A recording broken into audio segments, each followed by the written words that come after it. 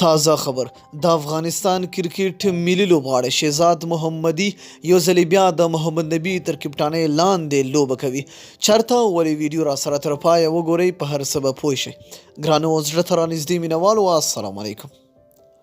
افغان وکټ ساتونکی بیټسمین محمد شهزاد محمدي په BPL سیالیو کې له رنګپور رینجرز لوبډلې سره یوځای شو.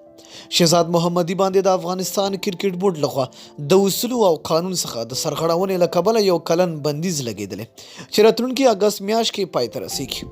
خو نوموړی کولی شي چې د خپل هیواد بهر خارجي لیګونو کې خپلو لوبو ته دوام ورکړي.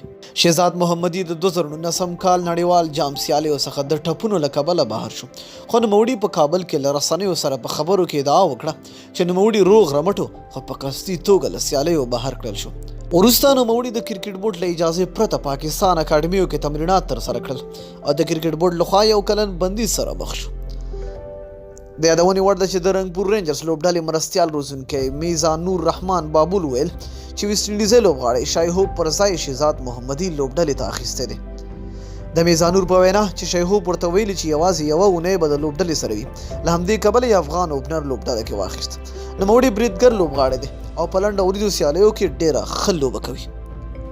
میزان نور رحمان زیاتوي چې شهزاد وکټ ساتونکی لوبغاړی دی او راتلونکي BPL سیالیو کې به نعیم شیخ سره یو ځای اوپننګ ته راښکته کیږي. یادوي چې رنګپور رینجرز لوبډلې مشري به افغان آلراونډر محمد نبي ساخیل په غاړه ولري.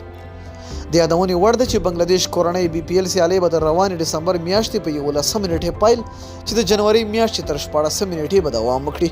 د افغان لوبغاړو د بریاو په هیله نو ډېره مینه او مننه چې ویډیو مو راسره ولیدله. تر بیا او بلې ویډیو د الله په امان.